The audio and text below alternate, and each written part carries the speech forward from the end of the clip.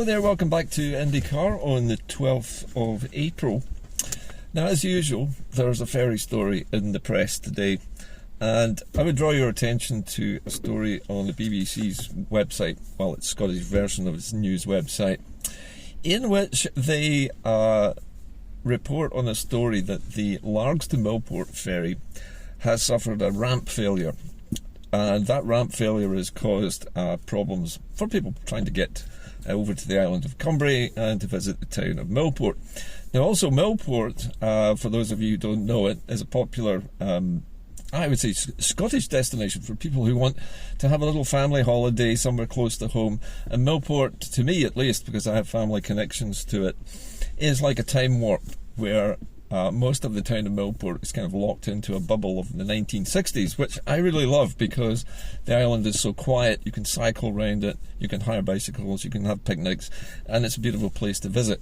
However, it is threatened, unfortunately, by rising sea levels, and they need some flood defences. And because of the need for the flood defences, it's essential that the ferries remain on a regular basis. And this problem with the Largs to Millport ferry has caused difficulties for the islanders, and not least of which is also for the tourism and visitor attractions on the island.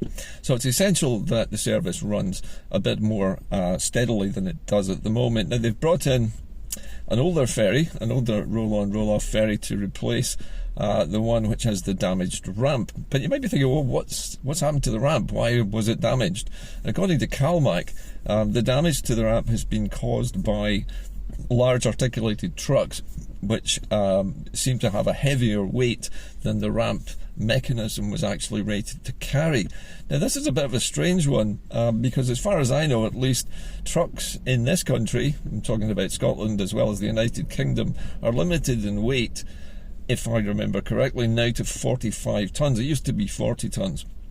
So an articulated truck can weigh up to 45 tonnes, but if that weight is slightly over that level for any reason, and sometimes it must be, then it's going to break that ramp mechanism, and that's exactly what's happened. Now, CalMac are not certain which trucks have caused the damage, but you would expect them to kind of know that, because after a truck rolls over the ramp and it breaks, you can be pretty sure that it was the last truck that went over it that caused it to break. But anyway, the upshot of this is it's going to be out of action for a while, and I think, bafflingly, the components necessary to fix this ramp have to be imported from Poland, of all places.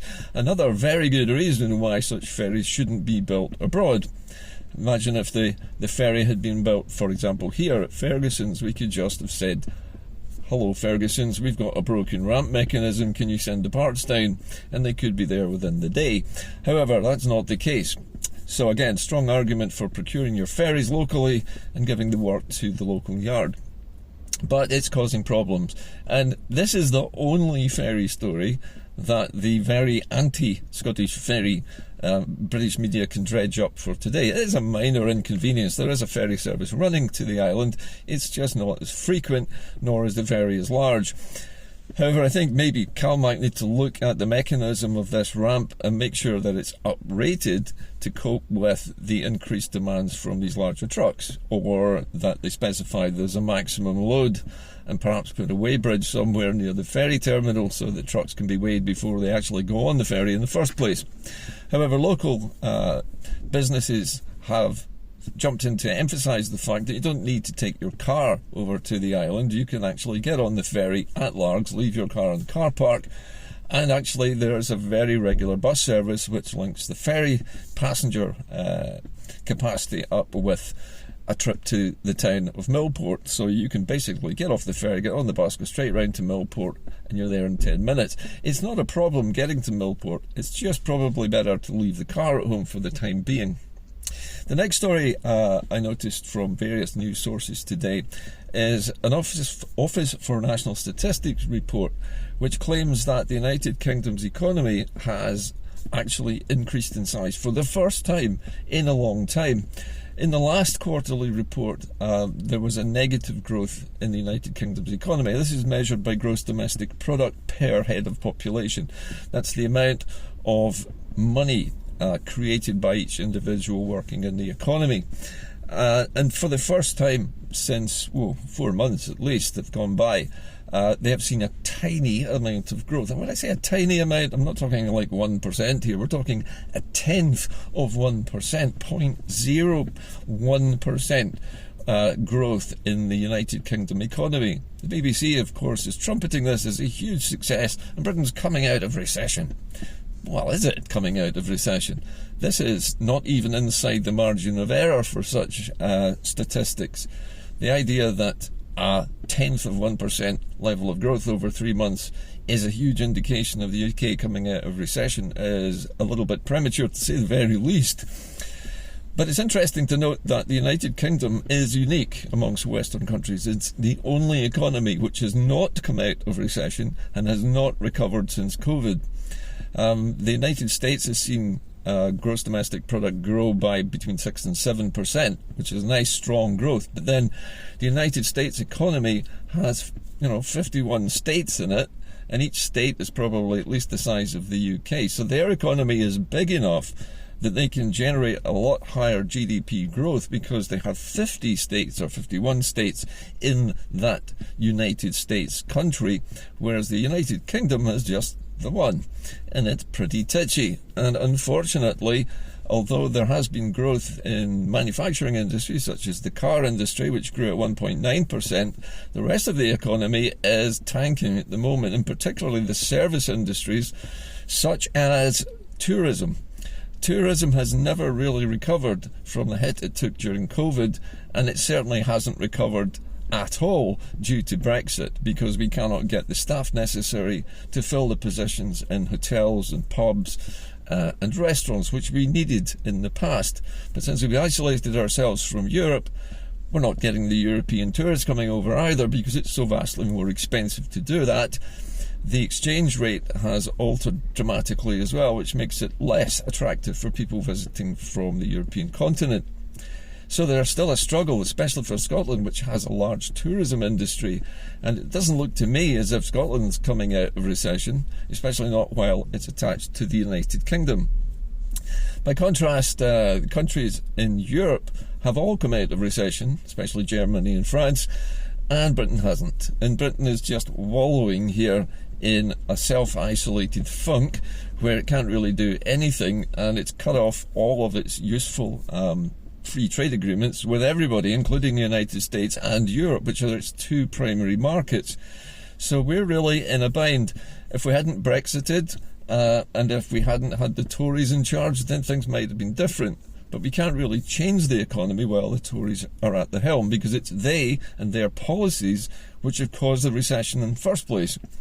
So that's not looking particularly optimistic. And I think the ONS report, although it is positive, and it's positive for things like the car industry, it does nothing, for example, for the construction industry, which is also tanking at the moment for a different reason.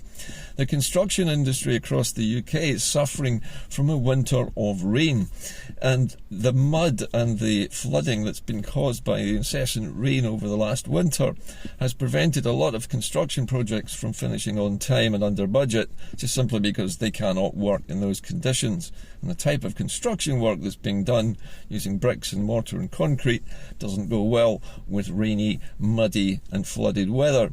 So this is a consequence of the change in the global climate. Now you might think, well, global warming should make things warmer. Well, it does, but it also increases rainfall levels. It means that your winters, you don't see snow and you don't see so many frosts and dry days, so you can't really build anything. So with more rain, we can expect the building industry to be bogged down, literally and figuratively, as the temperature rises across the planet, which it seems to be showing signs of accelerating, with every single record for the previous years having been broken in terms of global temperatures for the last 10 months at least. Everything looks like it's getting hotter and hotter, and that means more and more rain, more storms, and fewer cold, crisp, clear winter days. Now finally, I wanted to talk briefly about why things are stalled with regards to independence. Now there is a bit of a chicken and egg situation. Perhaps that's the wrong analogy, but what I'm talking about here is the Scottish Constitution, which you've heard me arguing for many years is still in existence. The Act of Union never extinguished the Scottish Constitution. The Act of Union was basically a treaty between two nations which still persists, but those two nations also still persist. The United Kingdom has made, I think it's fair to say, contradictory statements about Scotland's status as a part of the United Kingdom. It's first of all claimed that it is in a voluntary union, which it says we can get out of at any time we like just by simply voting about it. And they claim that because we voted not to leave the United Kingdom in 2014, that was us saying that we're perfectly happy being in the United Kingdom and we want to stay in it.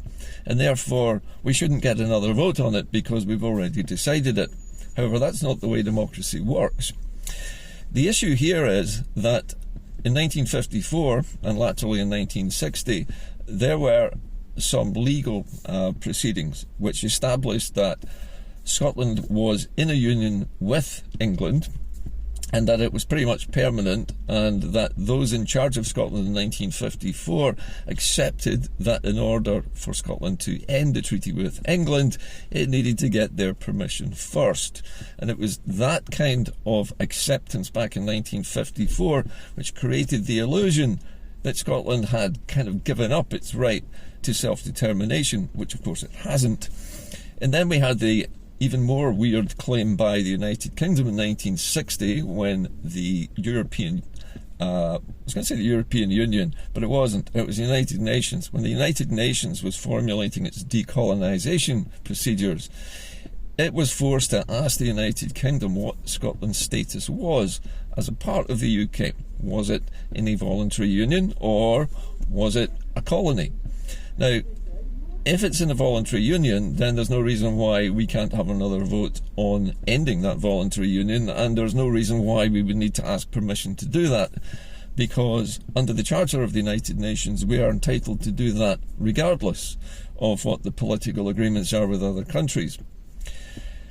And so the problem still persists that there is some historic precedent and some historic agreements which seem to say that the people who run Scotland, in other words its most senior constitutional experts, agreed at the time in 1954 that Scotland had agreed to this union and therefore had agreed to England being in charge of it and having to ask permission if we wanted to leave it. And this has muddied the waters. But the problem for England is that it can't have it both ways. It's either a voluntary union or we're a colony. And at the moment, England is behaving as though we are a colony. They're exploiting our resources, they're not giving us anything back in return, and they're preventing us from exercising our right to self-determination. Now, in those terms, we are a colony. But it's up to us, the Scots, to prove that that is the case, that the union is in fact a big sham, and that we are being prevented from holding any kind of democratic event that would decide the matter fairly. And that means we have to look at all of our documents which establish our constitution, and we have a written constitution called the Claim of Right. Now, although it's polluted with a lot of sectarian nonsense which was designed at the time to appease a largely Protestant establishment in the UK in general, the basic tenet of it is still the same, that the Scots Constitution still stands, that we are still a sovereign people. In other words, we have popular sovereignty as opposed to parliamentary sovereignty in England, and we have those documents. So it's now down to organisations like Salvo to actually make the legal representations necessary to both the United Nations and other countries abroad to have this recognised that Scotland isn't actually in a voluntary union at all, that it is being held as a colony and being exploited by its larger neighbour against the treaty itself and against the Scottish Constitution, which is still in the Scottish law statute books. And it was never repealed, and it cannot be repealed by any act of the English Parliament, because the two law systems are entirely separate, and that was the precondition of the Union Treaty in the first place. So we have a conundrum, we have a legal problem to sort before we can take our case to a more international arbitrating body such as the UN or the International Court of, the International let me see, there's so many different courts. The ICJ, International Court of Justice, the European Court of Human Rights. There are so many of them, but the essential thing is that we have to prove the legal case, and it's really down to us to do that now. And Salvo is the only organisation which is actually, at the moment, actively involved in doing so. So I think we can summarise today's news as more ferry stories. Now this one really is a ferry story. A ramp that's broken on a single ferry, which has been replaced with an older ferry, is not really newsworthy. Bit annoying for the people that live on the island, but it's a temporary problem. They'll get the part from Poland eventually, and hopefully they'll stop these massively overladen trucks from getting on the ferry in the first place. The growth rate in the United Kingdom is stutteringly tiny, and I don't think it's justification for the United Kingdom's media claiming that the UK is exiting recession. It really just seems to be bouncing along the bottom. It has nothing in the tank.